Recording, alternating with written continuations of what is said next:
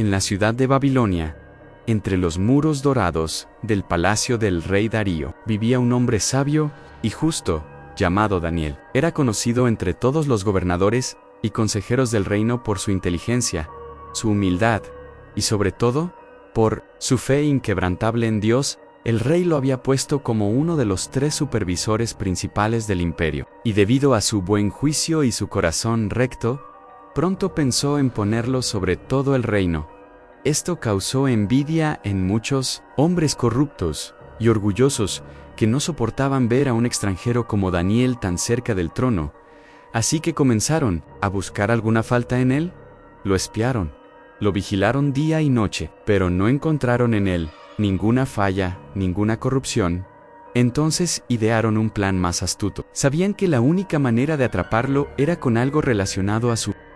Sabían que Daniel oraba a su Dios 3 veces al día, sin fallar, sin importar el peligro ni la situación. Así que fueron ante el rey Darío, con palabras dulces y llenas de engaño. Gran rey Darío, vive para siempre. Hemos acordado, todos tus gobernadores y consejeros, que firmes un decreto real, que durante 30 días nadie podrá pedir nada a ningún dios, ni a ningún hombre, excepto a ti, oh rey. Y cualquiera que lo haga, será echado al foso de los leones. El rey, halagado, y sin saber el verdadero propósito, firmó el decreto, y lo selló con su anillo real. Era una ley de los medos y persas, irrevocable. Cuando Daniel supo que el edicto había sido firmado, no se escondió ni se acobardó, subió a su habitación, abrió las ventanas que daban hacia Jerusalén, y como siempre, se arrodilló y oró a Dios, dándole gracias. 3 veces al día lo hizo, como lo había hecho antes. Los hombres envidiosos estaban esperando ese momento. Lo vieron, y corrieron a decírselo al rey. Rey Darío, ¿no firmaste acaso el decreto que prohíbe pedirle algo a otro dios que no seas tú? Pues Daniel, uno de los cautivos de Judá, no te obedece. Ora 3 veces al día a su Dios. El rey quedó muy angustiado. Amaba a Daniel, y comprendió que había caído en una trampa. Buscó todo el día una manera de salvarlo, pero no había forma. Al atardecer, los hombres vinieron otra vez. Recuerda, oh rey, que la ley de los medos y persas no puede cambiarse. Con tristeza en su corazón, el rey mandó traer a Daniel, y mientras lo llevaban al foso, le dijo: Tu Dios, a quien tú sirves continuamente, él te librará. Una piedra fue puesta sobre la boca del foso. El rey la selló con su anillo y con el anillo de sus nobles, para que nadie pudiera moverla ni ayudar a Daniel. Y se fue a su palacio, sin comer, sin música y sin dormir. Muy temprano, cuando aún no salía el sol, el rey Darío se levantó angustiado y corrió hacia el foso de los leones. Se acercó con voz temblorosa y gritó: Daniel, siervo del Dios viviente, ¿pudo tu Dios, a quien sirves sin cesar, librarte de los leones? Hubo un silencio que parecía eterno, y entonces, desde lo profundo del foso, se oyó la voz firme y serena de Daniel: Rey, vive para siempre. Mi Dios envió a su ángel, el cual cerró la boca de los leones. No me han hecho daño, porque fui hallado inocente delante de él, y también delante de ti, oh rey. El rostro del rey se iluminó de alegría. Ordenó de inmediato que sacaran a Daniel del foso. Cuando lo sacaron, no tenía ni un rasguño, porque había confiado en su Dios. Entonces el rey, lleno de ira por la maldad de los hombres que habían tramado todo, mandó que fueran traídos ellos junto con sus familias, y fueron echados al mismo foso de los leones, y antes de tocar el suelo, los leones ya los habían atrapado. Así fue como Dios mostró su justicia. El rey Darío entonces escribió a todos los pueblos, naciones y lenguas de la tierra: paz a ustedes. Decreto que en todo mi reino se tema y tiemble ante el Dios de Daniel, porque Él es el Dios viviente, que permanece para siempre. Su reino no será destruido, y su dominio no tendrá fin. Él salva y libra, hace señales y maravillas en el cielo y en la tierra. Él libró a Daniel del poder de los leones, y así Daniel prosperó en los días del rey Darío, y también en los días del rey Ciro. Pero esta historia no es solo sobre un hombre que sobrevivió a un foso lleno de bestias. Es sobre un corazón que nunca se doblegó ante lo fácil, lo cómodo o lo popular. Daniel no dejó de orar, aunque sabía que su vida estaba en riesgo. No se escondió, no se justificó, no negoció con su conciencia. Él sabía que un decreto humano no podía estar por encima de su lealtad al Dios eterno. Su vida entera fue una oración viviente, y por eso Dios honró su fe. Años después, la historia de Daniel seguía siendo contada entre los exiliados de Judá. Era un testimonio vivo de que el Dios de Israel no había olvidado a su pueblo. Inspiraba a los jóvenes a no inclinarse ante ídolos, motivaba a los ancianos a seguir orando sin cesar, y enseñaba a todos que la fe no se negocia, ni se guarda en secreto cuando es probada. Un joven llamado Eliab, nacido en el exilio, escuchó esa historia una y otra vez. Cada vez que su abuelo hablaba de Daniel, sus ojos se llenaban de fuego. Eliab soñaba con conocer a ese hombre de fe. Aunque ya era mayor, Daniel seguía aconsejando a los reyes desde su sabiduría. Un día, Eliab tuvo la oportunidad de servir como escriba en los pasillos del palacio. Y fue ahí donde lo vio por primera vez. Un anciano de mirada firme y caminar lento, pero lleno de autoridad y paz. Daniel le sonrió al observarlo con admiración. La fe no es un momento valiente, hijo, es una vida completa de obediencia. Esas palabras quedaron grabadas en el corazón de Eliab. Poco tiempo después, un nuevo edicto fue proclamado. El rey ordenaba que se erigiera una nueva estatua en honor a los dioses de Babilonia, y que todos los ciudadanos ofrecieran incienso y adoración al pasar frente a ella. Eliab sintió el mismo temblor que habría sentido Daniel años atrás. El recuerdo del foso de los leones cruzó su mente como un relámpago. Sabía que no podía adorar a ídolos, ni inclinar su rostro ante imágenes. Así que decidió mantenerse firme. Pasó frente a la estatua sin inclinarse, sin arrodillarse. Algunos lo vieron y lo denunciaron ante los magistrados. Eliab fue llevado al tribunal, y aunque temía no negó su fe. No puedo adorar lo que no es Dios, prefiero enfrentar el juicio que ofender al Altísimo. El juez se burló de él. ¿Crees que tu Dios te librará como a Daniel? Y Eliab respondió: yo no sé si él me librará, pero sé que debo serle fiel. Esa noche, encerrado en una celda fría, Eliab oró como Daniel había orado. No pidió escapar, solo pidió ser valiente, y mientras dormía tuvo un sueño. En él vio un gran foso, pero estaba vacío.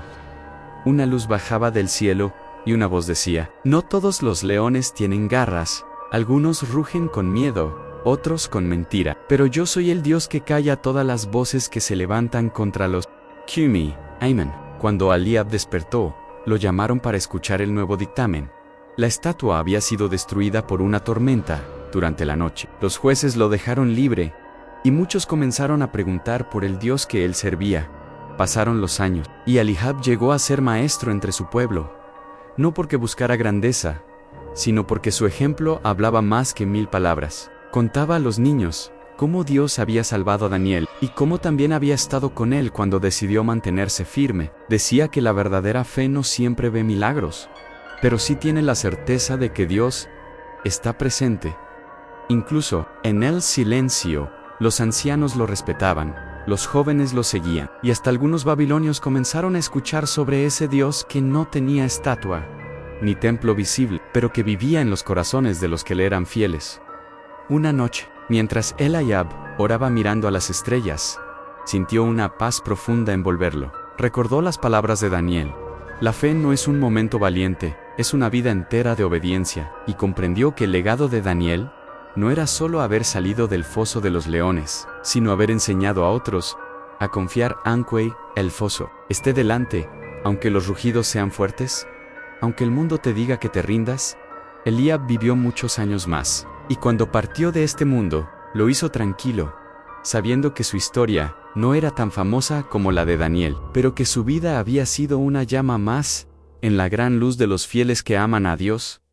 Esa noche, en algún rincón de Babilonia, un niño le pidió a su padre que le contara otra vez la historia de Daniel, y el padre le dijo: te la contaré, hijo, pero también te contaré la historia de Eliab, porque en cada generación Dios levanta un corazón valiente, que no se rinde, que no se vende, que no se esconde, sino que se mantiene firme, aun si eso le cuesta todo, porque el Dios de Daniel sigue siendo el mismo, porque aún cierra bocas de leones, y aún honra a los que lo honran. Y así, la historia de Daniel y Ladu Aliab siguieron pasando de voz en voz, como una llama que nunca se apaga, como un llamado eterno a vivir con fe, con valor y con verdad. Porque en un mundo de estatuas, amenazas y trampas, Dios sigue buscando corazones fieles, y a cada uno de ellos, Él promete estar presente, aunque no veas la salida, aunque no sientas las alas del ángel. Dios está allí, cerrando vacas, abriendo caminos y escribiendo historias como esta.